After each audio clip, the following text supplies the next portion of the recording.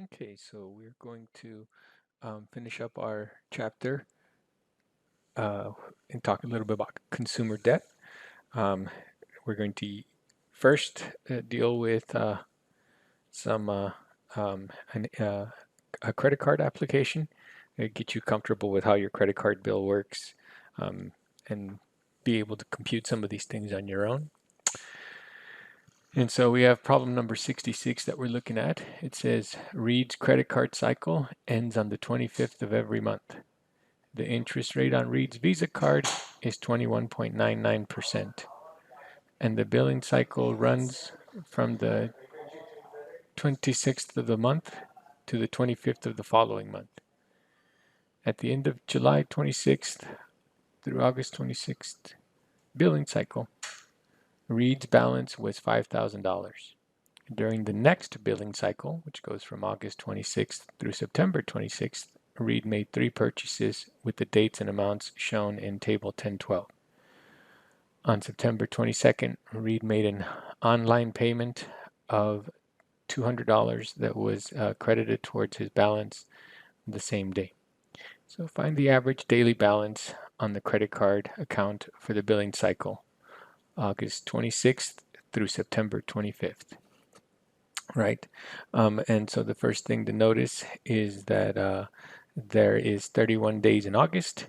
And so then the pay period is going to include uh, the 26th, the 27th, the 28th, the 29th, the 30th, and the 31st days of August, and then 25 days in September. So then you have 25 plus 26. I'm sorry, 25 plus the 6 days in August. And so there's 31 days in the billing period. Now, so that I don't have to write things down and then count them, I could have gotten the 6th by taking the 31 and subtracting the 26, but that only gives me 5 because that gives me the distance, not the number of days there. So then we have to take the 5 and add 1. And so when you're doing that, that's how you can figure out how long a period is. And subtract to find the distance, and then add 1 to include that first one, because the 31 minus the 26 does not include the 26. Okay, so we're having to calculate the average daily balance because that is how these things are computed. We calculate the average daily balance. And so you guys know how to calculate an average. You add up the number of terms and divide by, you add up the terms and divide by the number of terms, right?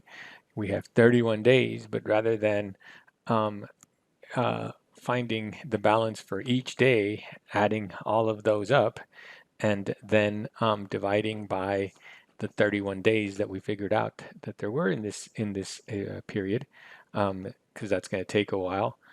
Some of the days are the same, and so what we can do is we can organize our information in a table. So right here it says a Reed balance was $5,000. So that's when we started, right? A Reed's balance was $5,000, and then on the 31st, he made a purchase, right? So from the so then we can fill out this table to help us figure out the average daily balance. So let me run through that with you. So from the pay period started on the period started on the 26th. So from the 26th through the 30th, his daily balance was $5,000 that he carried over from the previous period. Now, how many days is that? Again, rather than counting them out, 30 minus 26 is 4, but then we add that last day and we get 5, right? And then on the 31st, so from the 31st through the 12th,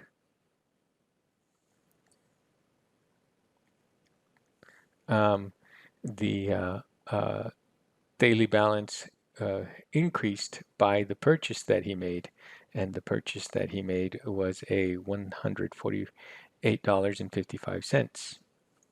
So $148.55 plus the 5,000.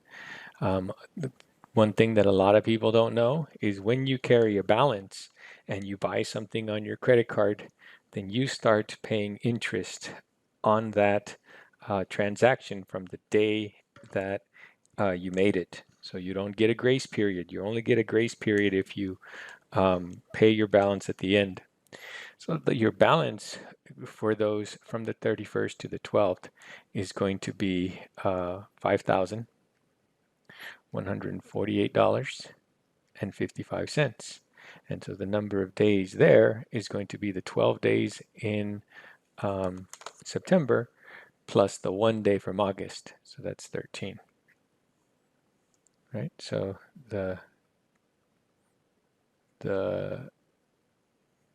your next one was on the 12th, so that's when it changes. Oh, I'm sorry. So this should be wrong. This should only be to the 11th. On the 12th, it changes. And so this isn't 13. This should be 12. The 11 days from August. The 11 days from August, and I'm sorry, the 11 days from September and the 1 day from August. So that's 12. Then your next one is going to go from the 12th to the 19th. So actually to the 18th. So from the 12th to the 18th, you had a new, and so then again 18 minus 12 is 6 plus the 1 is 7, right? And so then you had the 5,000, I'm sorry, you made a new purchase of $30, and you're going to add that with the $5,148.55 that you already had. And so then that becomes 5148.55 plus 30, 5178, right? So all you're doing is adding this 3 to this 1. No need for the calculator.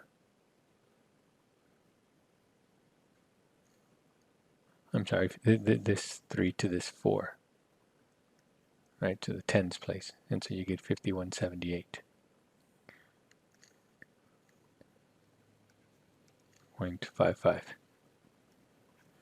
Okay, and so you had that for 7 days. Okay, but then on the 19th, you made another purchase for $103.99. So you made a purchase for $103.99 plus the $5,178.55, which gives you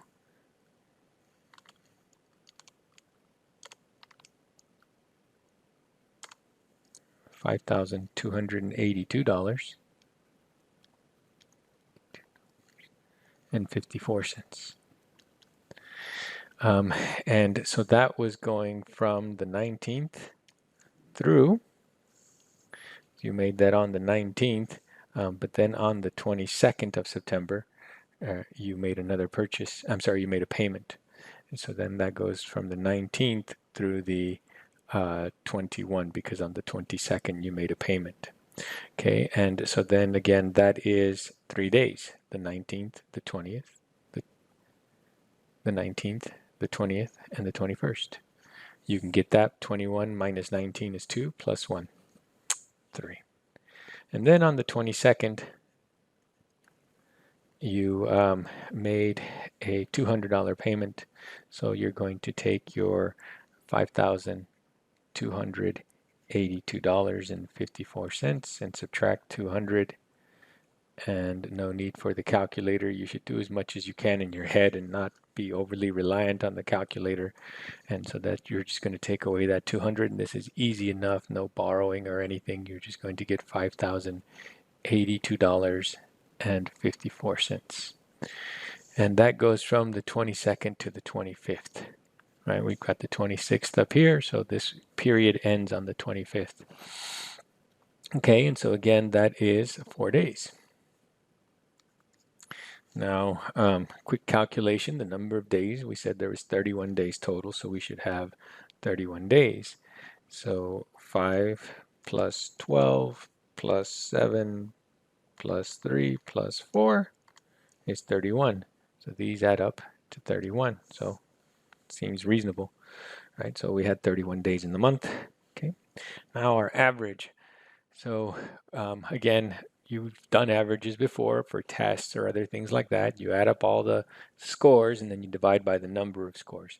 But you have to be careful here. Here, 5 of those days you had 5,000. So you're going to multiply the 5,000 times 5. And 12 of those days you had $5,148.55. So you're going to multiply the $5,148.55 by 12. And then 7 of those days you had $5,178.58. And then 3 of those days you had $5,282.54. And then finally, 4 of those days you had $5,082.54. And you have to divide all that by the number of days, 31.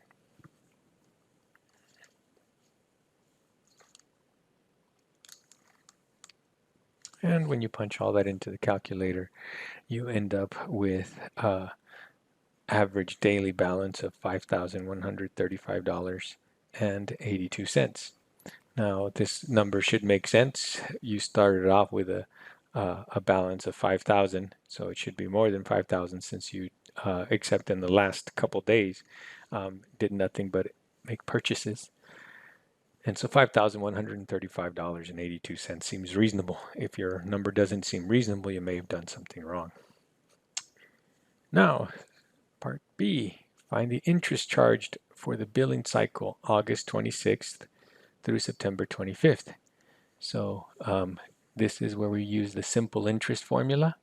Your interest is going to be your principal times your rate times your time.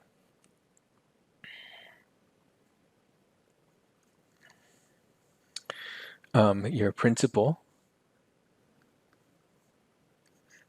is your average daily balance, $5,135.82. So rather than doing 3 or 4 different calculations for each of the different periods, that would be confusing. We're just going to take the average daily balance. That seems fair, $5,135.18. Multiply it by the rate. The rate was 21.99%. And so the rate is 21.99. So move the decimal point over 2 places. 21.99. Okay, so 21.2199. But the time, we're not even doing this for a year. We're only doing this for 31 days. And so then what it is, the time is a fraction of a year, 31 days out of the 365 days in a year. And so then your interest is just your $5,135.82 times the rate, 0.2199, times the time, 31 divided by 365.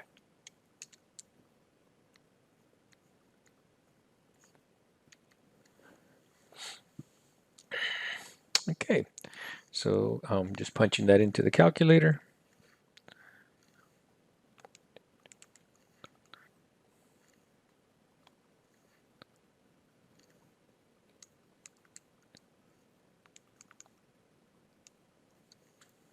And you are going to pay $95.92, rounded to the nearest penny, $95.92 in interest. That is the interest that you're going to be charged.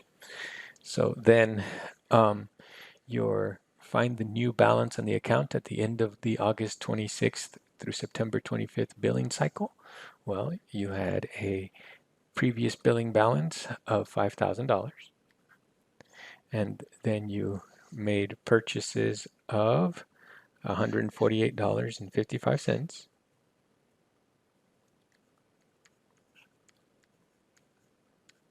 and $30,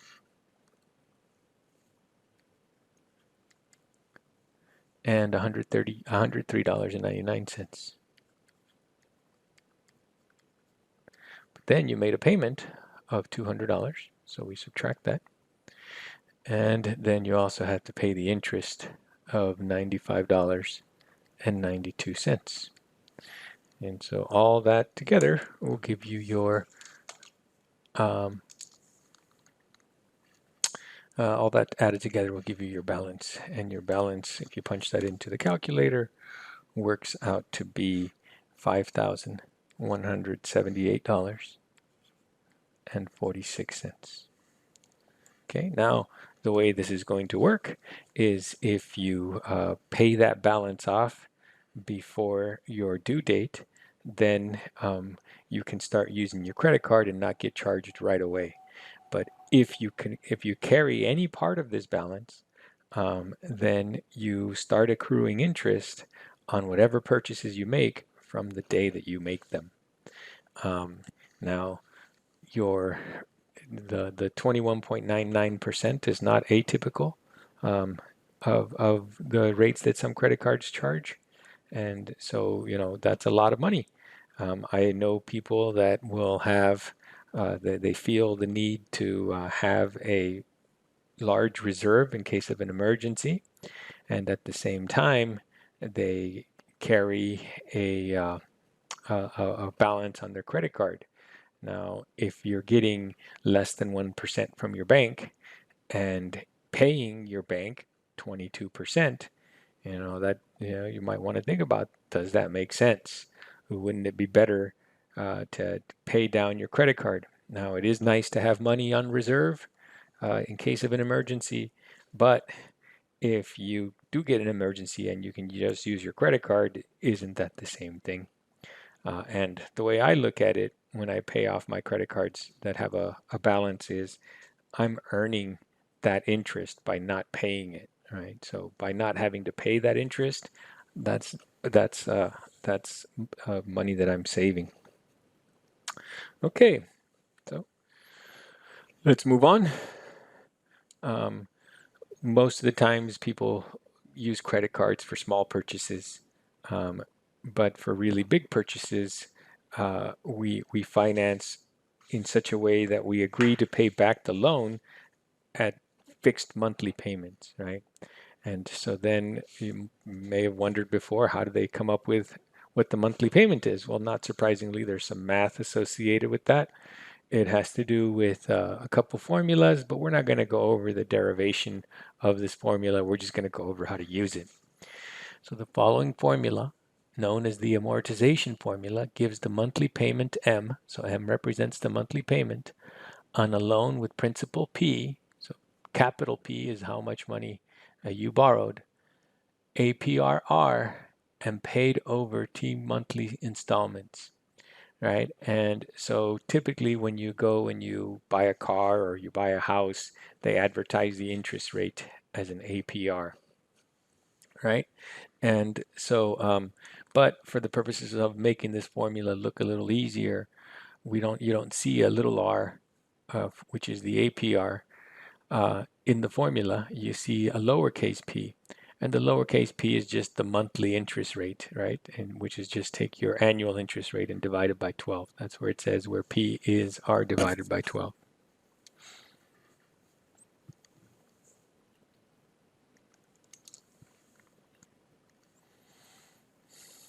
Okay, so suppose you purchase a car and you are going to finance $18,700 for 60 months at an APR of 4.8% compounded monthly. Find the monthly payments on the loan. Okay, so just a brief statement about this. Whenever I go in to buy a car, I never, ever, ever, ever negotiate the monthly payment. I negotiate first, what are you going to charge me for this car out the door, including taxes, fees, and everything. Once I figure out how much they're going to charge me, then I negotiate the interest rate. And I come in with already an interest rate from my credit union. And if they can beat that interest rate, great. And if they cannot, then I will um, go to my credit union. So never negotiate the payment. So what is the point of what we're doing here is so that you can be an informed buyer. You can come up with the monthly payment before you even walk in the door, and you can know, okay, well, can I afford an $18,000 car? Am I comfortable with that? Is that within my budget? Because once they get you in there, then you can spend a whole lot of time there wasting your time, and they're going to do whatever they can, and they're going to negotiate the payments, and the payments are now they'll go up to 8 years, so they'll make it seem like they're giving you a really good deal because your payment is low, but you're paying this car off in 8 years, and maybe even by the time you're done paying off the car you won't even own the car anymore. So this is kind of nice. People always ask, what is this good for? This is what it's good for. You can be an informed buyer. So back to the problem. So suppose you purchase a car and you're going to finance $18,700 for 60 months at an APR of 4.8%, compounded monthly. Find the monthly payments on the loan. Okay, so the monthly payments on the loan, M, is equal to your principal, how much you are borrowing, times your lowercase p, which is the monthly interest rate, times 1 plus p to the t, the number of monthly payments that you are going to make, divided by 1 plus p to the capital T minus 1.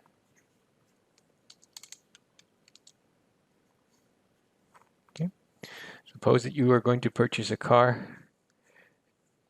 and you're going to finance 18,700. So then your capital P is 18,700 for 60 months. So you're going to make 60 payments, and so that would be your capital T. Your capital T is 60 at an APR of 4.8%. So your R, you move the decimal point over 2 places, 0.048. Compound it monthly, so that's how you're going to make monthly payments. But what the formula calls for is lowercase p. And so to find lowercase p, that's just the monthly interest rate. This is the annual interest rate, how much interest you're going to get you're going to pay for the year, so you divide that by 12. And 0.048 divided by 12 is 0.004. 0.004 tenths, hundredths, thousandths, 4 thousandths. You're going to pay $4 out of every 1,000 in interest for the month. Okay, and so now those are all the variables. Now we can just substitute those in. We don't know the monthly payment. We have the 18,700, and then we have 0.004 times 1.004. I can do that in my head. I can't raise it to the to the 60th power in my head. And then in the denominator, 1.004 raised to the 60th power minus 1.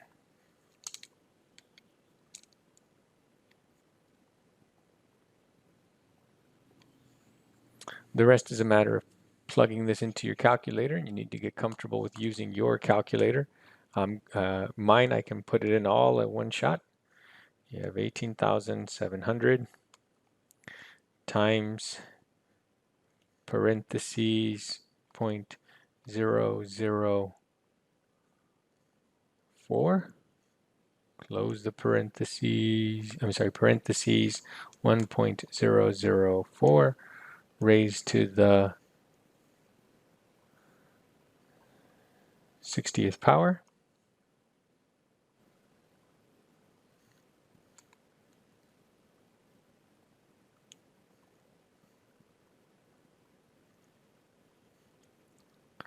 Divided by, need a parenthesis because there's two terms in the denominator, 1.004 raised to the 60th power minus 1.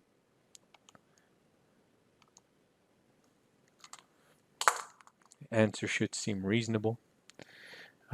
You are paying $351.18. So that gives you an idea of what your expected payment should be. And if you know that, then you know whether to go to the dealership or not. Please don't negotiate the monthly payment, because what they'll do is instead of 60 months, they'll take it to 72 months and make it seem like it's a really good deal, but you're just going to end up paying more interest.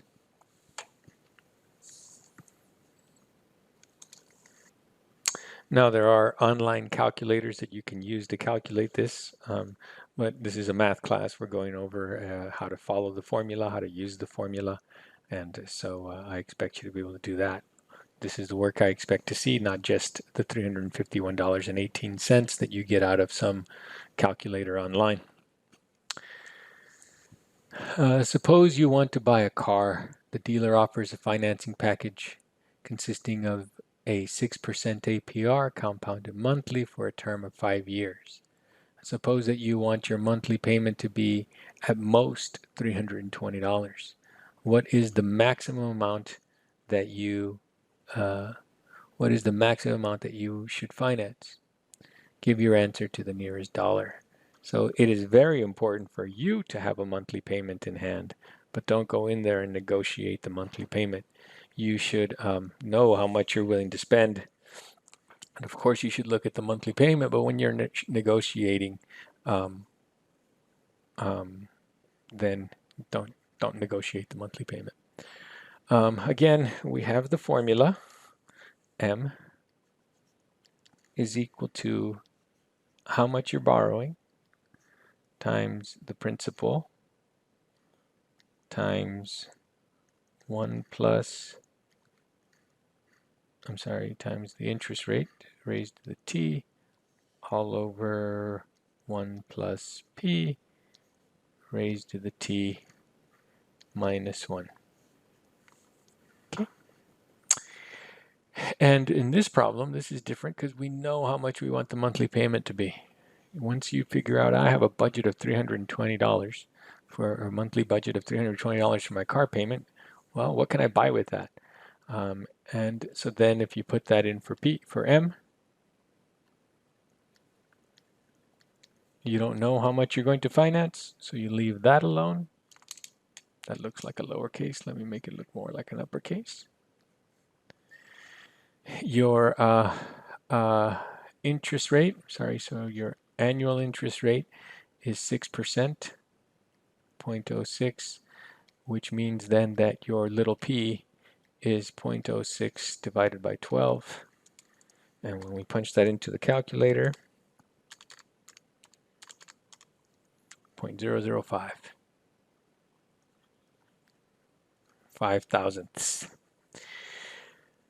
And so then you have 5 thousandths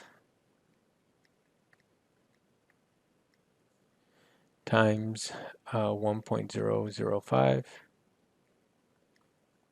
to the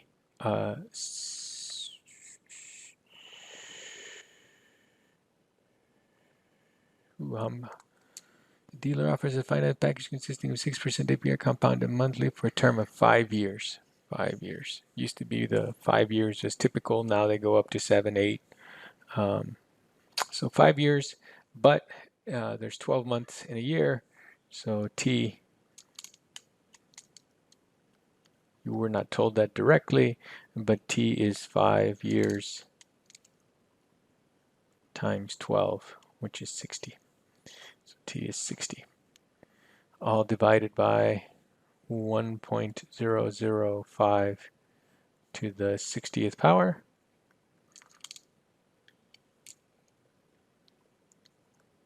minus 1.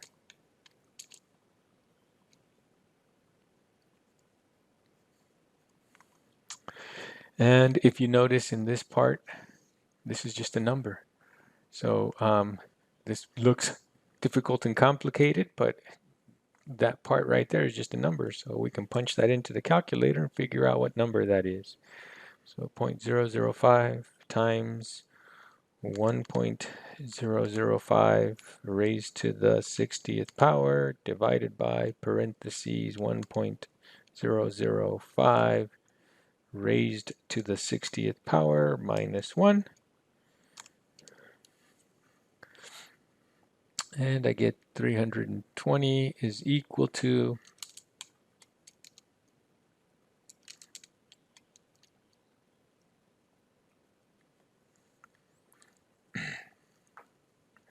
and then you get, we'll go out to 4 decimal places on this, 0.01933 p.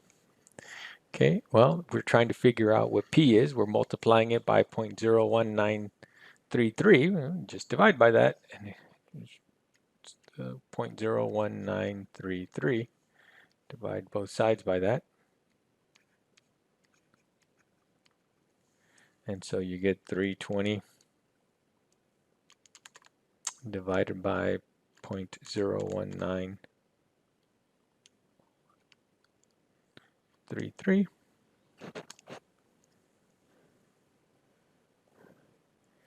And it looks like the most that you can borrow is $16,554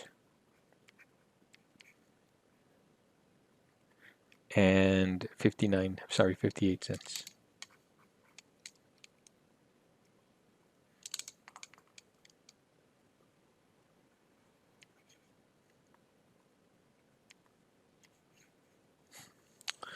And so then that gives you an idea of what kind of car you should be looking at.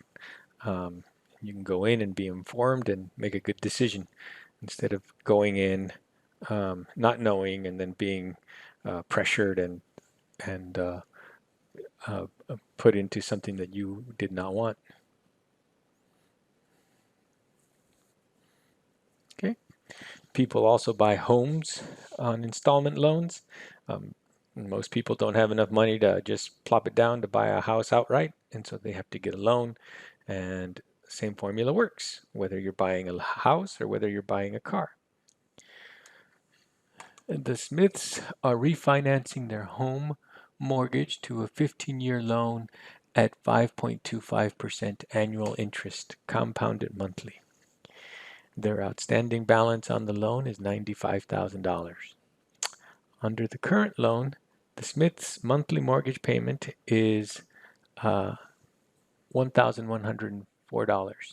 How much will the Smiths be saving in their monthly mortgage payments by refinancing? Round your answer to the nearest dollar. Okay, so again, this is a multiple step problem. Make sure you answer the question. Again, we have the nice formula that's going to help us with this. Especially right now, there are, if you own your own home, there are a lot of banks trying to loan money at a low rate. You might want to consider refinancing, and you can go through all this and see if it's worthwhile instead of just taking somebody's word for it. Very important. You can save a lot of money, but I will caution you to, if you are going to refinance your house, please don't buy anything that depreciates with it. Please don't refinance your house to buy a boat, to buy a car, to go on a vacation. People did that in the last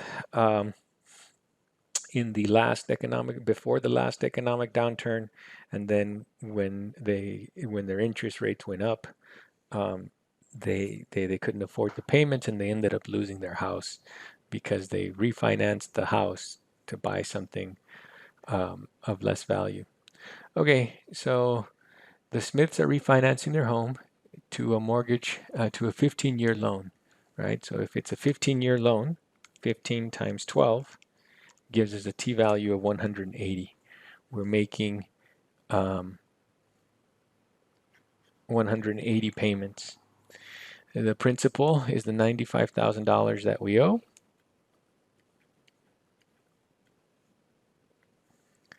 And then the little p is 5.25 divided by 12, 0.4375. So we have 0.4375, 1.4375, and we are doing this for 180, all divided by 1.4375 to the 180 minus 1. So this is just a matter of punching this into the calculator. Okay, so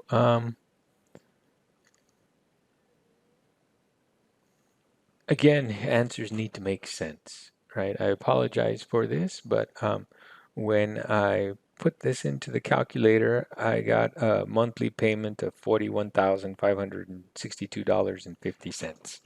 And that makes absolutely no sense, right? That we're going to make that big of a monthly payment. And when I then looked back, I realized that my little p I got by dividing my 5.25 by 12, and so I got 0.4375, but that's 43.75%, 43 and 75 hundredths of a percent. So yeah, I forgot to move the decimal point over. So I apologize for that. So let's fix that. So this is what it should look like.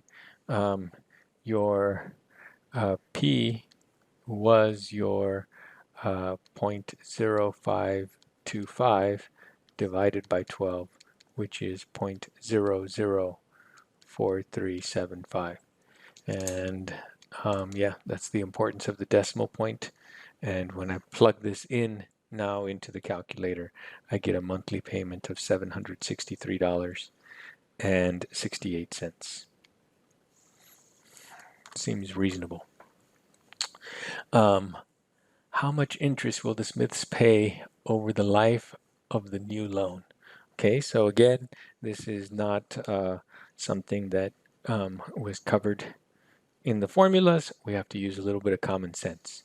So we are going to make 180 payments of $763.68. So how much we are going to pay is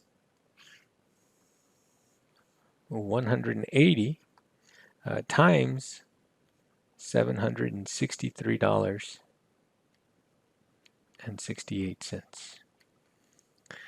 So $763.68 times 180 works out to be $137,000.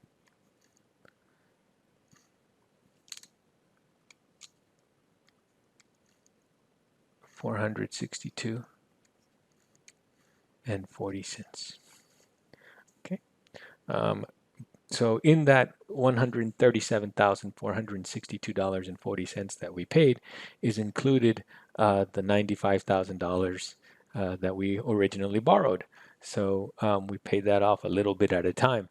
So if we then take the $137,462.40 and we subtract the $95,000 that we paid back in interest, I'm sorry, that we paid back in principal, we had to pay that back, and so that gives us the interest that we paid.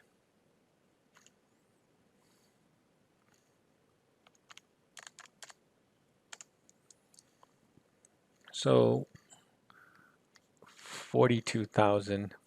$462.40. And so that seems like a lot of money, but without the loan, we wouldn't have been able to buy a house. And so that's just the cost of doing business. The alternative is to rent for all those years, and at the end of those years, you don't have anything other than the gratitude of the landlord.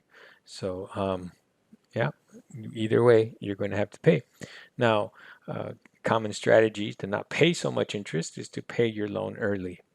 But if you have other things that you're paying a higher rate on, then you shouldn't pay your house off early. You should pay the other things that have the higher rate, the credit cards, the consumer debt. Um, there's no point in paying off the lower one. Now, if you can take your money and invest it and make more than 5.25%, why would you want to pay off your house? Now, if you're going to take your money and buy things that depreciate in value that are not necessary, you're going to go buy a yacht. You're going to go, instead of buying a modest car, you're going to go buy a $70,000 car for no apparent reason other than it makes you feel good.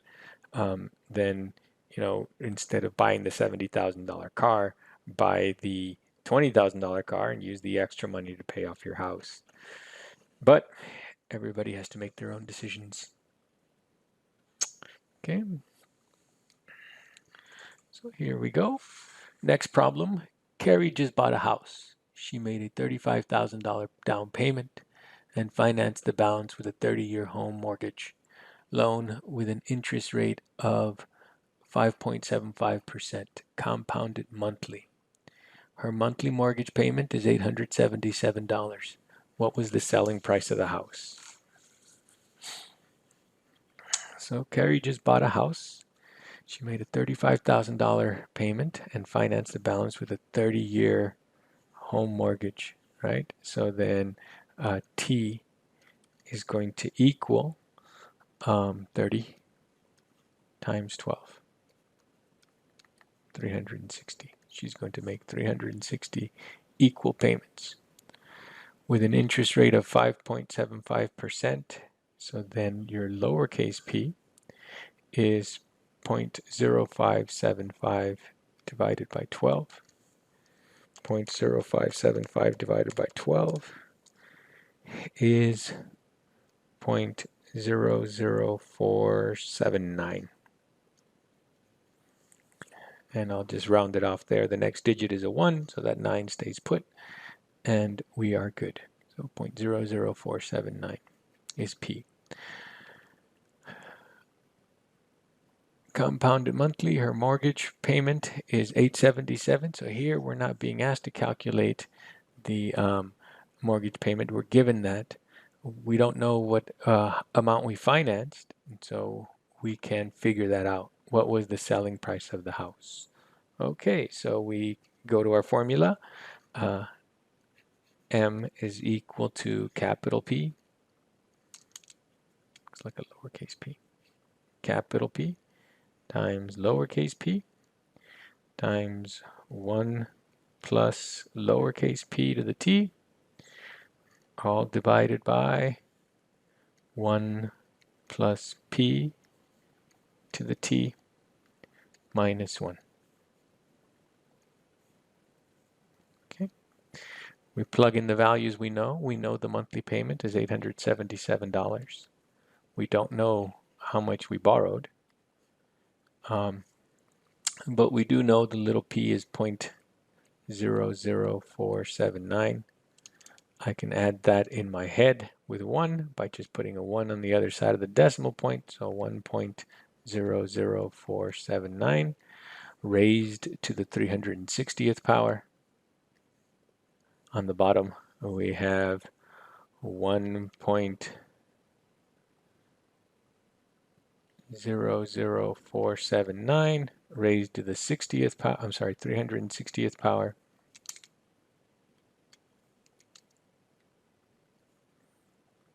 Minus 1. Now again, everything in those brackets there's no variables there, that's just a number, so we can plug that into the calculator. 0.00479 times 1.00479 raised to the 360th power divided by, and there's two terms, so I need a parentheses, 1.00479 raised to the 360th power minus 1. Hit enter and you get 0.0058 times P.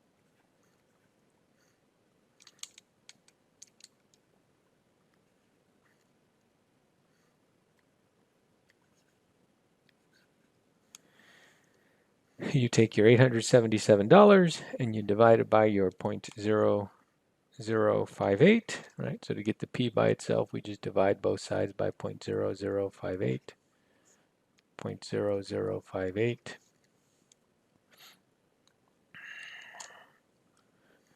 And you get that you borrowed, P is how much you borrowed, $151,206.90. But that's not the question. What was the selling price of the house? She made a $35,000 down payment. So then we have to add the $35,000 for a grand total of 186. So the total should be the $151,206.90 plus the $35,000. And that gives us $186,206.90. So this section will be due next week with 10.4. So this week 10.3 and 10.1 through 10.3 is due. Next week 10.3 and 10.4 will be due, and I will upload new sections. There's your homework for this section, 57 through 65 odd. Stay safe. I will host a conference later on today to go over questions from section 10.4.